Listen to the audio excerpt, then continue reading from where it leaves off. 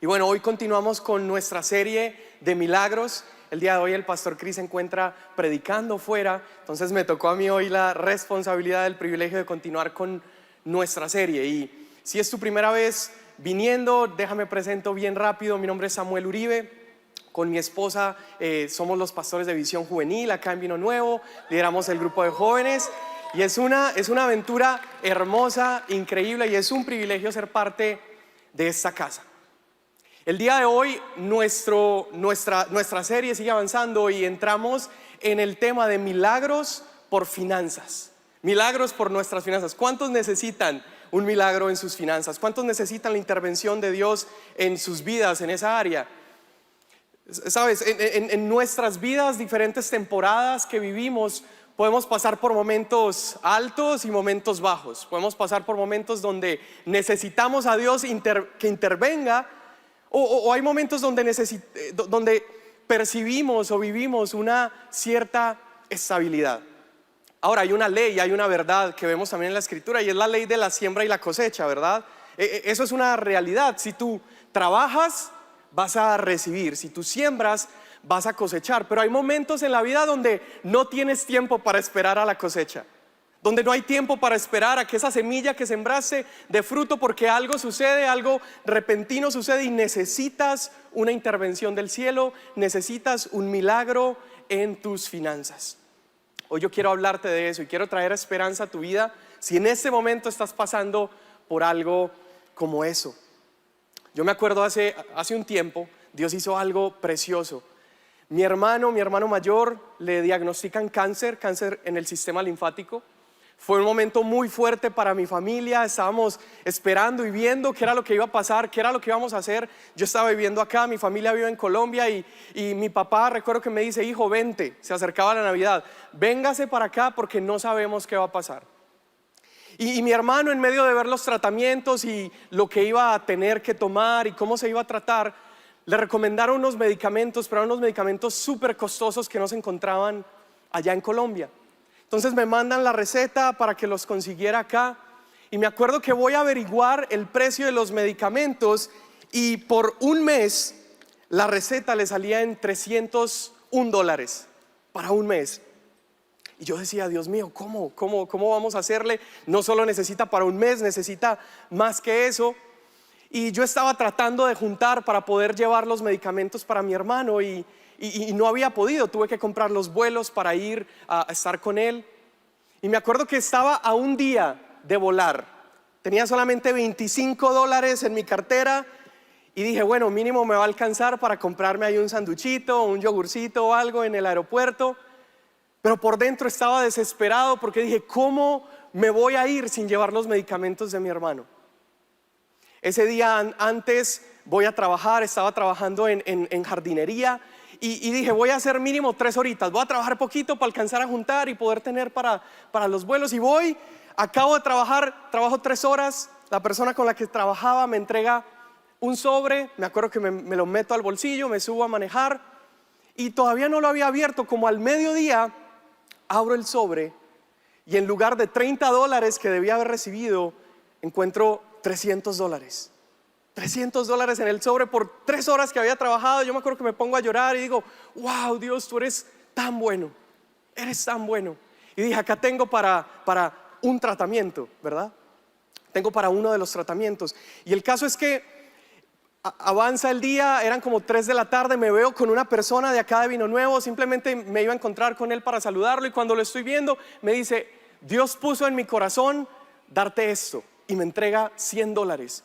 Y como que me costaba recibir, a veces me cuesta recibir bendiciones de parte de Dios, pero fue como que, ok, lo tomo y le agradecí un montón. Él no tenía idea de la situación que estábamos pasando. Ese mismo día, como a las 6 de la tarde, una chica de acá del staff, ella estaba a punto de casarse, estaban con todos los gastos de su boda, me habla porque quería despedirse, sabía que yo iba para Colombia. Y nos vimos, nos encontramos, me mandó unos regalitos para la familia y me dice: mira, yo y mi futuro esposo sentimos en nuestro corazón que teníamos que sacar de los gastos de la boda y teníamos que darte esto, y me entrega $200. Esa mañana había empezado con $25 en mi bolsillo y para las 6 de la tarde tenía $625 en el bolsillo. Lo equivalente a 2 meses de tratamiento para mi hermano. Me acuerdo que voy con el doctor al día siguiente, puedo comprarlo y me subo a ese avión con los $25 intactos, reconociendo la grandeza de Dios y su poder para intervenir en nuestras vidas. Familia, ese es el Dios de milagros. Ese es el Dios al que hoy nos estamos acercando con esa confianza, diciéndole: Señor, tú conoces mis necesidades aún mejor que yo. Mira, me traje hasta el recibo de los medicamentos. Me olvidé mostrárselos ahorita. Pero es un Dios que es real, es un Dios que es verdadero. Ese es nuestro Dios. Ahora, familia, ¿cuál es el propósito de esos milagros? ¿Para qué Dios interviene de esas maneras en nuestras vidas? ¿Será solamente para suplir una necesidad temporal? O sea, ¿será que Dios solamente se aparece de repente lanzando milagros para suplir necesidades que tenemos en el momento y ya? ¿Será que esa es la función de los milagros?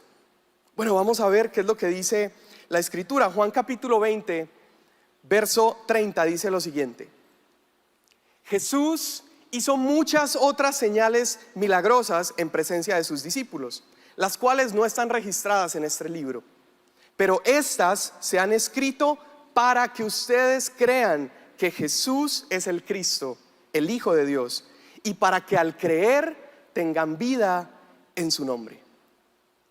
Juan, uno de los evangelistas, está narrando la historia de Jesús y está por terminar la historia de Jesús, y él dice: Jesús hizo muchos milagros, muchas señales.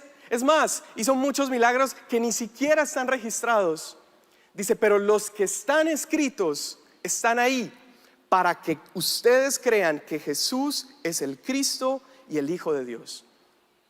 En otras palabras, Dios interviene de esa manera en nuestras vidas. Dios se manifiesta con poder, no solamente para suplir necesidades temporales del momento. Él lo hace para algo mucho más grande. Él lo hace para que con milagros llame nuestra atención, lo volteemos a ver a Él y entonces recibamos un milagro aún más grande, que es nuestra salvación. Dice: para que al verlo a Él ustedes crean y reciban vida. Juan está diciendo, en otras palabras: hey, el milagro está chido, ¿no? El milagro es cool, muy bueno que sucede un milagro, pero detrás de ese milagro que está sucediendo hay algo mucho más grande ocurriendo, y es Dios atrayéndonos para que creamos en Él y seamos salvados y recibamos vida. En otras palabras, el milagro no es un fin en sí mismo.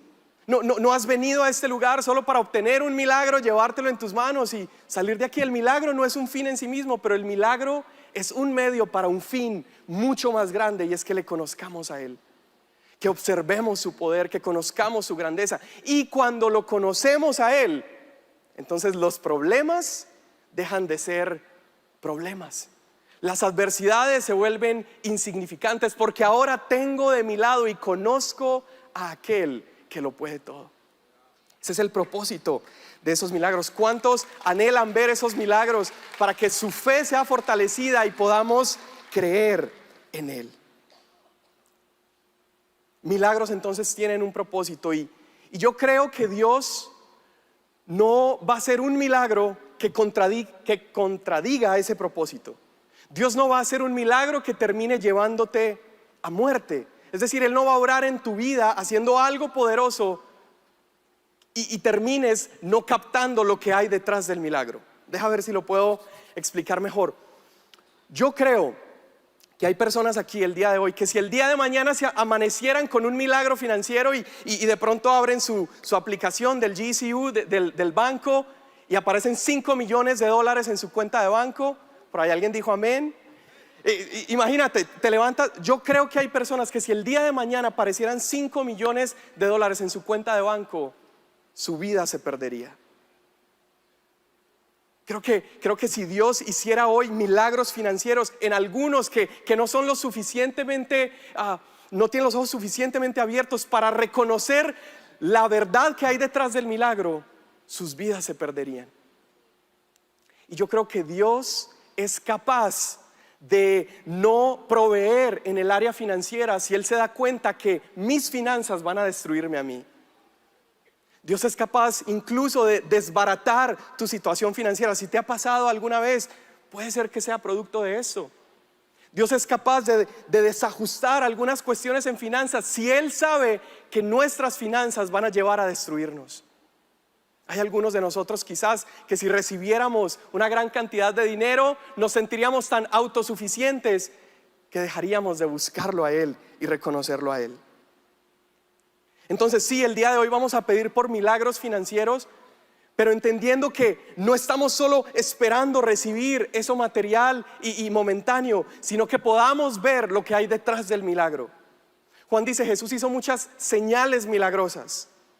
¿Qué significa una señal? Cuando estás aquí en el lobby y ves el baño de hombres, ¿verdad? Tiene una señal que te apunta a algo, te indica que ese es el baño de hombres. Pues los milagros son esas señales que están apuntando a algo, están apuntando a alguien, están apuntando a Jesús. Que el día de hoy tú y yo nos vayamos de aquí, no solo con un milagro, pero nos vayamos con nuestra mirada fija en Jesús.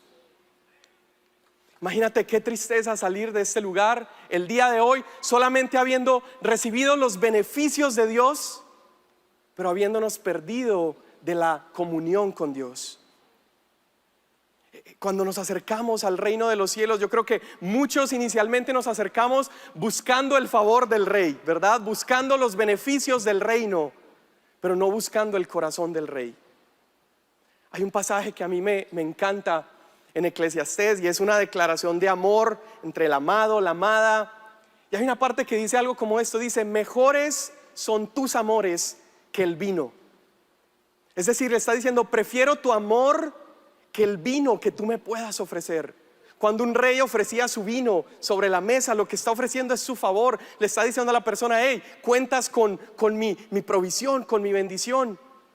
Y aquí está la amada diciéndole, mejor es tu amor que lo que tú puedas darme. Yo prefiero tu amor, tu corazón, que tus bendiciones. Que ese sea el lema de nuestras vidas también. Que anhelemos no los beneficios del reino, sino el corazón del rey. Y entiende esto, cuando estás del lado del rey, cuando tienes el corazón del rey, entonces los beneficios del reino llegan solitos. Los beneficios, el favor del rey, la bendición del rey, eso llega solo. ¿Por qué? Porque tienes el corazón del rey. El día de hoy prefiramos su corazón, escojamos su corazón, escojamos la relación, escojamos su presencia y todo lo demás llegará por añadidura. Ahorita lo vamos a ver en la escritura. Mateo capítulo 6, verso 31. Está hablando todo este pasaje a los discípulos diciéndole, no se preocupen por nada, no se preocupen qué van a comer, no se preocupen qué van a beber, no se preocupen qué van a vestir. Y dice, mira las aves del campo, mira los lirios, mira las flores, cómo se visten. Y les dice, así que no se preocupen diciendo, ¿qué comeremos o qué beberemos o con qué vestiremos? 32 dice, los paganos andan tras todas esas cosas, pero el Padre Celestial sabe lo que ustedes necesitan. Más bien, busquen primeramente el reino de Dios y su justicia, y todas esas cosas que dice, les serán añadidas. Está diciendo acá claramente que las personas cuyo enfoque en la vida es obtener bienes materiales, obtener riquezas, estar preocupado todo el día de sus vidas esperando qué voy a recibir, cómo me voy a vestir, qué voy a comer. Dice aquí, eso es lo que hacen los paganos. Eso es lo que hacen los demás. Dice, pero ustedes tienen un Padre, y ese Padre sabe lo que ustedes necesitan. ¿Cuál debe ser entonces nuestro enfoque? Nuestro enfoque debe ser como el enfoque del mundo. Nuestra meta debe ser, ok, me gradúo para tener un mejor título, que me lleve a tener un mejor salario, que me lleve a tener una mejor camioneta, que me lleve a tener una mejor casa, tener 3 hijos, 2 perros y vivir un buen vecindario. ¿Será que la vida realmente se trata solamente de eso? No. Dice, así es como viven todos los demás, así es como viven los paganos, pero la diferencia con ustedes es que ustedes tienen un Padre. Y es un Padre bueno, dice, sabe lo que ustedes necesitan. Esa es la diferencia, familia. El día de hoy esa es la diferencia. Tú y yo tenemos un Padre. Y como tenemos un Padre, nuestro enfoque en la vida no debe ser preocuparnos por qué comeremos, qué beberemos. Eso dejémoselo a Él. Imagina que tienes, es como si tu hijo de 2 años llega, te toca el cuarto y te dice: mamá, estaba viendo las noticias y me di cuenta que hay escasez de fórmula. ¿Han visto? ¿Cómo le vamos a hacer, mamá? ¿Qué plan tenemos? Imagínate, suena ridículo, ¿verdad? Un niño chiquito diciéndote a ti cómo hacer las cosas, cómo cuidar de él. Obviamente, si eres un padre bueno, una mamá buena, vas a hacer lo mejor por proveer a su hijo. O el niñito de 2 años diciéndole: papá, ¿acaso ya has pensado cómo vas a pagar mi colegiatura cuando entre a UTEP, cuando entre a la universidad? Pues así de ridículo es lo que Jesús nos está mostrando con Mateo capítulo 6. Dice: ustedes tienen un Padre que sabe lo que necesitan. Él sabe lo que necesitamos. Por eso, familia, busquemos primeramente a nuestro Padre, su reino, su justicia, y todo lo demás lo recibiremos. Esa es la anatomía del milagro.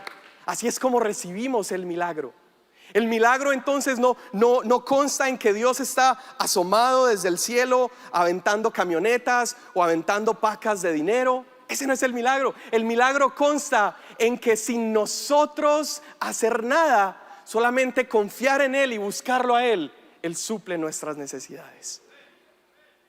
Eso tiene que traer paz a un corazón que está inquieto por adquirir, por poseer, por ganar, por llenar, por ver las cuentas llenas. Eso tiene que traerte paz, porque ese también es parte del mensaje de la gracia, que si has puesto tu confianza en Jesús, Él suplirá. Y no suplirá conforme a nuestras medidas, no suplirá conforme a nuestros cálculos, no suplirá conforme a la economía del país. Él suplirá conforme a sus riquezas en gloria. Y yo prefiero esas riquezas. Yo prefiero esas riquezas a la estabilidad del mercado del día de hoy. Yo prefiero esas riquezas a lo que me pueda ofrecer mi empleador. Yo prefiero las riquezas del cielo. Ese es el milagro. Que cuanto menos nos ocupemos de los asuntos terrenales, el cielo más se encarga de nosotros. Cuando más te ocupas de los asuntos del cielo, entonces tu vida terrenal se parece más a la voluntad del Padre, a la voluntad del cielo. Cuanto más enfocado estemos en Él, más interviene Él en nuestras vidas. Y yo creo que casi siempre pasamos mucho tiempo diciéndole al cielo cómo se ve la tierra. Pasamos mucho tiempo diciéndole a Dios cómo se ven los problemas. Señor, es que hay mucha escasez. Señor, es que hay mucha hambre. Y estamos constantemente hablándole al cielo de cómo se ve esto acá, cuando tú y yo en realidad hemos sido llamados a hablar aquí en la tierra de la realidad que ya tenemos en el cielo, de la realidad de un Dios proveedor que dio hasta lo sumo, que entregó a su Hijo, que murió por nuestros pecados y que lo suple todo. ¿Qué tal si cambiamos el enfoque de nuestras palabras y empezamos a anunciar la realidad que ya tenemos? Que como hijos tenemos un Padre que no nos defrauda. Si el día de hoy estás batallando con fe, con creer esto, quizás es porque tienes una mala concepción o percepción de lo que es un Padre bueno. Y déjame decirte, puede ser que terrenalmente hayas tenido un padre que no fue proveedor, que hayas tenido un padre que fue abusivo, maltratador, pero la realidad es que nuestro Padre en los cielos no se compara con ningún padre aquí en la tierra. Nuestro Padre en los cielos es un Padre que es bueno, y Él está cuidando de ti. Él sabe cuántos números rojos tienes en esas tarjetas.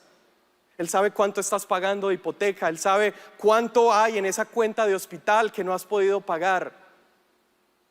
¿cómo no vamos a confiar en Él? ¿Cómo no vamos a confiar en esa bondad? Él es el Dios de provisión. Él es un Dios de prosperidad. Y yo creo que a veces cuando escuchamos esa palabra en la iglesia como que nos asustamos, ¿verdad? Cuando escuchamos hablar de prosperidad como que empezamos a arañar la silla y decir, ¿ahora qué van a pedir? ¿Y ahora de qué se va a tratar esto? Yo creo que la razón por la que a veces nos inquietamos es porque hemos escuchado un mal mensaje de prosperidad. Y es más, yo no estoy de acuerdo con que le digamos el evangelio de la prosperidad, porque evangelio nunca debería ir pegado con una mala connotación. Eso que otras personas predican, que si tú das X cantidad, entonces Dios te va a bendecir, eso no es evangelio. Eso es basura, pura basura. No tienes que estar escuchando eso. Escuché una vez de una mujer que en su iglesia el pastor le dijo, mira, tu hijo está enfermo, está por morir, tiene cáncer, pero si tú das tal cantidad al mes, Dios la va a sanar, Dios lo va a sanar. Y esa pobre mujer ahí estaba como pagándole a Dios un milagro, abonándole a Dios un milagro, cuando el evangelio de la gracia de Dios nos dice que no tenemos que hacer nada, solo tenemos que confiar en Él, poner nuestra esperanza en Él y Él hará. Entonces Dios sí es un Dios de provisión, Dios es un Dios de prosperidad, pero no una prosperidad en términos de hombres caídos, sino una prosperidad en términos de un Dios santo, de un Dios íntegro, de un Dios amoroso. Y mira cuál es esa prosperidad de Dios. Por ejemplo, ve el Edén, el plan original, ve el jardín del Edén, ¿cómo era? Dice que Dios el Señor plantó un huerto que daba frutos, que daba semillas, que se multiplicaba. ¿Y cuál era la responsabilidad del hombre? Cuidarlo y administrarlo. Cuidar y administrar lo que ya Dios le había dado, ¿verdad? Ahora hay personas que quizás hoy están diciendo, no, es que necesito un milagro. Y su problema en realidad no es que necesitan un milagro, sino que han sido malos administradores, sino que han sido perezosos. Y si hoy estás necesitando un milagro porque has sido perezoso, déjame decirte, no necesitas un milagro, necesitas un coscorrón. Porque la Biblia nos llama a trabajar, la Biblia nos llama a ser responsables y administrar lo que Dios nos ha dado. Entonces vemos esa provisión y esa prosperidad de Dios en el Edén. Vemos a Dios supliendo el alimento, supliendo la necesidad, pero también vemos al Dios proveedor el día de hoy. Mira 2 de Pedro capítulo 1 verso 3. Dice, su divino poder al darnos el conocimiento de aquel que nos llamó por su propia gloria y excelencia, nos ha concedido, di conmigo, todas las cosas que necesitamos para vivir como Dios manda. En otras palabras está diciendo, ese poder divino de Dios ya nos los dio todo. ¿A través de qué? Del conocimiento de Jesucristo. Déjame decirte, ¿conoces a Jesús el día de hoy? Pues hay un milagro en puerta. Hay un milagro en puerta. Si conoces a Jesús, ya has recibido todo, dice, todo lo que necesitas para vivir como Él quiere. Ya lo has recibido, ya lo posees, Él ya lo ha dado todo. El milagro entonces se origina en Él. Hoy, claro, vamos a orar y vamos a pedir, pero déjame decirte, hoy no tienes que estar rogando con desesperación, Señor, manifiéstate, dámelo. Solamente hoy tienes que abrazar la verdad que te dice que todas las cosas que necesitas para vivir la vida que Él quiere que vivas, ya las has recibido en Cristo Jesús. Hoy solamente necesitas abrazarlo y creerlo. Y si tienes a Jesús, tienes también el cumplimiento de todas esas promesas. Ahora puede ser que haya alguien diciendo, no, pero es que Dios no quiere prosperarme, Dios no quiere, Él parece que está enojado conmigo porque nada me sale bien. Oye, si crees que Dios no quiere prosperarte, date una vuelta por los evangelios y date cuenta que Él ya lo dio todo. Él dio a su Hijo Jesús. Escucha, no para suplir una necesidad temporal, sino para suplir una necesidad eterna. No para salvarte de un problemita en el que te metiste por una semana. Él vino para suplir una necesidad eterna de tu alma. Él vino a salvarnos de la condenación eterna. ¿Cómo no va a estar dispuesto a salvarnos también de lo momentáneo? La prosperidad de Dios no es una prosperidad matemática. No es una prosperidad que se cuenta en números. Acuérdate del milagro de los panes y los peces, ¿te acuerdas? Si la prosperidad de Dios y los milagros de Dios fueran matemáticos, habría visto los 5 panes, los 5 peces, y hubiera dado cuenta que aún partiendo los panes a la mitad, 2 discípulos se hubieran quedado sin comer, ¿verdad? 5 panes, a la mitad son 10, 2 discípulos no comían. Pero no es matemática su manera de operar. Al final terminan con 12 canastas repletas. Dios no está esperando a ver cuánto tienes ahorita para hacer un milagro.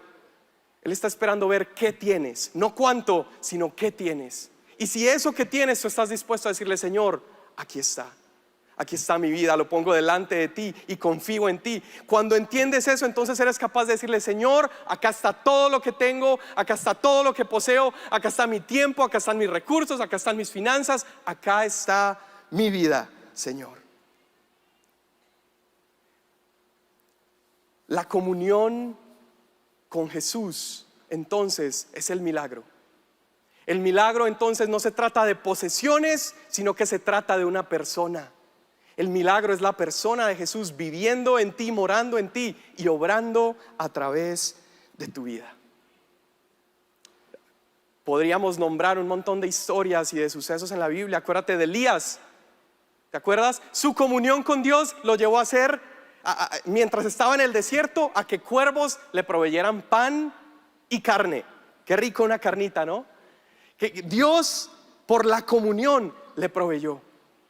Acuérdate de José. Dice la escritura acerca de José, dice: ahora bien, el Señor estaba con José y las cosas le salían muy bien. Y mientras José estaba en la casa de su patrón, este se dio cuenta de que el Señor estaba con José y lo hacía prosperar, di conmigo, en todo. ¿Por qué José prosperaba en todo? No por lo que hacía, no por su inteligencia, no por su capacidad. Él prosperaba en todo porque el Señor estaba con él. Ese es el milagro que yo quiero que agarres el día de hoy, que te lleves ese día a Jesús contigo. Y cuando Jesús está contigo, serás prosperado en todo. Serás prosperado en todo. Hay muchos que tratamos de encontrar como el secreto o la clave, ¿no?, detrás de la prosperidad. Y de pronto aparecen por ahí libros extraños de 5 actitudes para prosperar como José, ¿no? 5 prácticas que te harán millonario como José. Pero date cuenta que no está hablando de 5 cosas que tienes que hacer. Está hablando de una persona que tienes que recibir y tener comunión con ella, y entonces serás prosperado. Si tienes libros de esos, invítame a tu casa a un cafecito y te ayudo a tirarlos a la basura. ¿Está bien? No necesitas nada de eso, necesitas a Jesús en tu vida. Ahora, no te estoy diciendo que seas irresponsable. Claro, si eres un hombre de negocios tienes que aprender y tienes que educarte, pero tu enfoque es la persona de Jesús y Él se encargará de proveer. Prosperidad entonces no se trata de dinero y no se trata de cuentas de banco. Prosperidad se trata de una persona. Es la persona de Jesús. Si el dinero fuera la respuesta a tus problemas, Dios te daría dinero y no a Cristo. Si el dinero resolviera tus problemas, Dios te daría dinero y no a Cristo, y le habría salido más barato. Dios proveyó a Cristo Jesús como la respuesta a nuestros problemas, y teniéndolo a Él podemos confiar en que nada nos va a faltar. Recibamos entonces a Jesús. Puede ir subiendo el equipo y quiero terminar con un par de pasajes. Job 22, verso 24. Estas son palabras de uno de los amigos de Job, y aunque las intenciones de los amigos de Job no eran buenas, estas palabras no pueden ser más verdaderas. Ve lo que dice, si tu oro refinado lo arrojas por el suelo, entre rocas y cañadas, entonces tendrás por oro al Todopoderoso. Él será para ti como plata refinada. En el Todopoderoso te deleitarás, y ante Dios levantarás tu rostro. Cuando ores, Él te escuchará y tú le cumplirás tus votos, y tendrás éxito en todo lo que emprendas, y en tus caminos brillará la luz. Este amigo le está diciendo: cuando todo aquello que tú crees que tiene valor, ese oro refinado, esa plata refinada, eres capaz de arrojarlo por el suelo y decir: mi enfoque no está en esto. Dice: entonces el Señor será para ti como oro refinado. Él será tu riqueza, Él será lo que posees, Él será como esa plata, como ese oro, Él será tu posesión. Y Dios es el tesoro más grande que podemos tener. Dios es la persona que es dueño de todo. Nosotros trabajamos acá en la iglesia, ¿no? Y hay personas que a veces dicen: bueno, ¿y cómo le hacen? Porque es salario de iglesia, lo que sea. Pero yo no lo veo de esa manera. La manera como yo lo veo es: yo trabajo para el judío más rico del mundo. Yo trabajo para Jesús, yo trabajo para Dios, el dueño del oro y de la plata, el que es capaz de suplir todas las cosas. Y no tengo nada de qué preocuparme. Filipenses capítulo 3, Pablo también se identifica con estas palabras y él dice: todo lo tengo por pérdida. Es decir, a mí no me importa nada más, no me importan recursos, no me importan las cosas. Todo lo tengo por pérdida por la excelencia de conocer a Jesús. La prosperidad entonces viene a nuestras vidas no cuando acumulamos mucho, pero cuando le conocemos. Ahora, no te vas a ir desesperanzado el día de hoy. Entiende, cuando lo conoces a Él, eso que hoy te está agobiando, esa necesidad, esa cuenta que hay por pagar, Él la toma como suya y Él se va a encargar. Él te va a sorprender. Yo creo con todo mi corazón que si dejas de enfocarte en esos asuntos y te enfocas en Él, en estos próximos días, estas próximas semanas, vas a ver a Dios intervenir en tu vida. Ahora, si tú dices: bueno, ahorita estoy bien en mis finanzas, estoy bien en mi economía, ¿cómo puedo vivir? ¿Cómo puedo manejarme? Salmo 67 puede convertirse en un lema para tu vida. Salmo 67 versos 1 y 2 dice: que Dios nos bendiga, nos tenga compasión y nos bendiga. Dios haga resplandecer su rostro sobre nosotros, para que se conozcan en la tierra sus caminos y en todas las naciones su salvación. En otras palabras, la Escritura nos está diciendo que esa bendición que tú has recibido tiene un propósito. Y el propósito de toda bendición sobre tu vida es que se conozca en la tierra los caminos de Dios y en todas las naciones tu salvación. Dios te bendice a ti para que tú bendigas a otros. Dios te da a ti para que a través de tu riqueza, a través de tus finanzas, a través de tu generosidad, tú puedas bendecir a otros y todas las naciones lo conozcan a Él. Entonces, tienes dos opciones. O te conviertes, ¿has visto esos tubos que salen de los techos, como de las tuberías que recogen toda la basura? Tú puedes ser un tubo de esos que quiere acumular para ti mismo, con un tapón. Pero eventualmente el agua estancada se pudre, ¿verdad?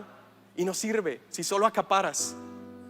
O tú puedes decidir ser un canal por donde está pasando constantemente bendiciones del cielo, por donde está Dios proveyendo. Y si Dios encuentra a alguien en este lugar que está dispuesto a recibir y dar, créeme, Dios no va a tener ningún problema en abrir las compuertas de los cielos y darle a esa persona en sobreabundancia, porque Dios está buscando a alguien que se pare y pueda dar de lo que Él ha dado primero.